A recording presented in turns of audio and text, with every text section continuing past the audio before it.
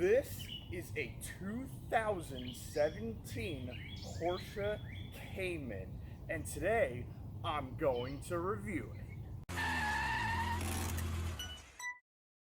First, we're going to take you on an in-depth thorough tour of all of its interesting quirks and features.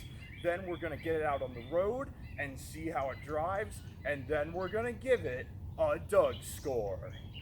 Before we get started, be sure to check out Auctions and Automobiles. I'm going to start the quirks and features of the Cayman with getting into the Cayman, which of course means starting with the key. Now, as you can see, the key is shaped like a car and made to get into the car, a sort of car key in the most literal sense. One interesting note about this key is that even though it looks like a wireless key, you actually have to stick it into an ignition and turn it as if it's an old school metal key. Quirky. Moving on into the interior of the Cayman, we see that we have not only a sport button on the center console, but also options to open up the exhaust and turn off traction control, and even a button to raise and lower the wing. Featurey. Moving outside of the Cayman, we see it has not one, but two, count them, two trunks. That's right, just like the Boxster before it, the Cayman comes with a trunk and a frunk, just in case you need to carry a lot of items in your Cayman. Does your 911 have two trunks? I didn't think so. And so those are the quirks and features of the Cayman. And now it's time to get it out on the road and see how it drives. Alright, driving the Cayman. I'm gonna drop the act for the remainder of this video and just talk in my normal voice. First things first, the ride is fine. It's a little harder than your average car, but you know, it's not unbearable or anything. It's perfectly tolerable even for a longer road trip. It's not a luxury car by any means, but you know, it's fine. All right, I'm gonna floor it in sport mode here.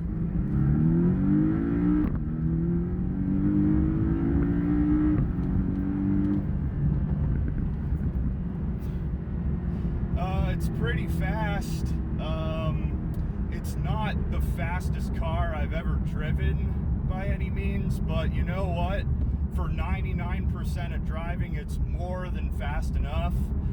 0 to 60, it depends who you ask, but a lot of sources say it's around the 4.5 second range, and honestly, it feels even a little quicker than that. And again, I gotta re-emphasize, it's by no means modern supercar quick, but it's fast enough, in my opinion. Driving on some 2-lane country roads now to test the handling, and full disclosure, I haven't driven a whole lot of sporty cars, I'll admit, in my lifetime, but for what it's worth, this might be the best handling car I personally have ever driven. Now, I'm sure it's not on the level of the best of the best high-performance sports cars and exotic supercars, but for the price point and what it is, it's hard to beat. It really is. This is also the first mid-engine car I've ever driven, and it feels different than a front-engine car. Like, I can actually feel the weight in the back instead of in the front. Like, it's a hard feeling to describe, and it's neither a good nor a bad thing. It just feels different, you know? Oh man, this thing just grips and grips for days. It has so much grip, very little body roll. It's so effortless going around corners. Last year, I drove one of the new Mark V Supras, and that thing, when it went around corners, it felt a little unsettled, like a little, like it didn't inspire 100% confidence. But this thing takes corners at double what any other car I've driven would do, like nothing. Like, it's so effortless. Like, I keep saying that reusing that word about this car, but it really is. Like, it feels like it can do anything. Again, relatively speaking. Alright, we're merging onto the highway now to test out its high speed performance.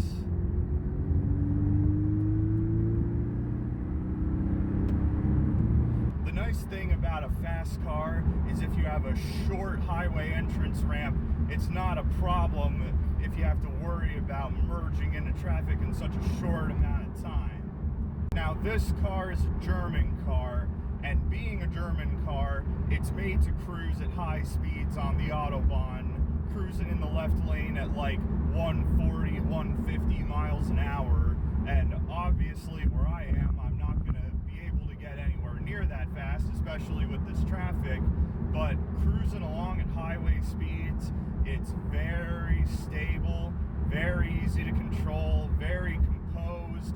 I think the ride actually smooths out a bit at high speed as well. I found this to be the case with every German car I've ever driven, again, because they're all made to go fast, they're all made to go on the Autobahn. I've driven a BMW M5, a Mercedes E63 AMG, I've even driven Volkswagens, like even like German cars that aren't as luxurious, and I find that even they are very smooth and stable once you get up to around 80.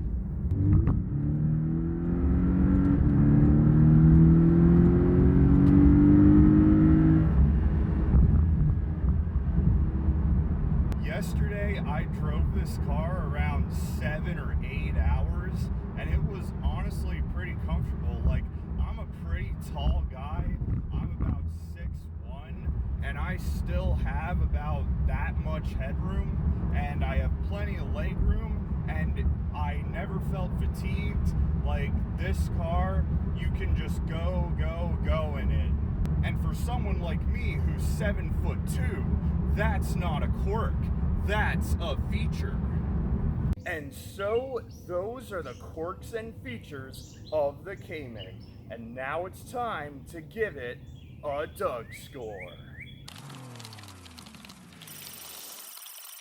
Starting with the weekend categories with styling, the Cayman looks good. I hesitate to call it one of the most beautiful cars ever made, but it's a good, sporty, somewhat restrained looking sports car. Other generations of the Cayman I would give a 7 just because I think the rear lights look better, so on this particular Cayman I'm going to award it a 6 out of 10. Acceleration, the car does 0 to 60 in around the 4.5 second range, which it just barely edges it out into a 7 out of 10. Handling is great. The car is very planted, very grippy, very little body roll.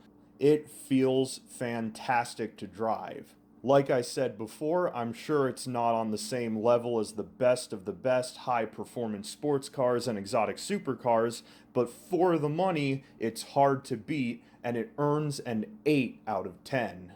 Fun factor is pretty good. It's a fun, exciting little sporty car to drive, but nothing super crazy, so I'll give it a 7 out of 10. Cool factor's a little lower. It's not as cutesy or recognizable as the Boxster, but not as serious as the 911 either. The Cayman is sort of the forgotten middle child of Porsche's sports car lineup, but still, it's reasonably respectable, and I'll give it a 5 out of 10. Next, moving on to the daily categories with features, the particular car I drove is the stripped out bottom of the barrel base model with no optional extras.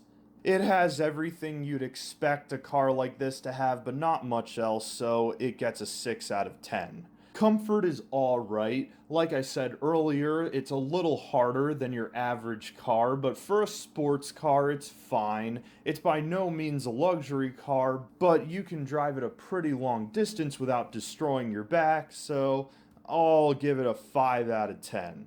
Quality is pretty good. The interior fit and finish is above average, but nothing exceptional, and from what I can tell, reliability on these is pretty good, so I'll give it a 7 out of 10. Practicality is low. Normally, a two-seater car like this would get a 2 out of 10, but the extra trunk does help, and it gets pretty decent fuel economy too. On the highway, I was getting 30 miles per gallon, so I'll bump it up to a 3 out of 10. And finally, value. This year of Cayman has already depreciated a lot, and personally, I don't think they're going to depreciate a whole lot more given the crazy used car market of the last couple years or so. I think for what it is, it's a pretty good buy at this price point, and I'll give it a 7 out of 10. Add it all together, and the total Doug score is 61 out of 100. I've never driven a 911, and I'm curious to do so after driving this car because I'm curious to see how much better the 911 is compared to the Cayman. But right now, I think if you want something a little more substantial than a Boxster, but don't feel like shelling out 911 money, the Cayman is a decent alternative.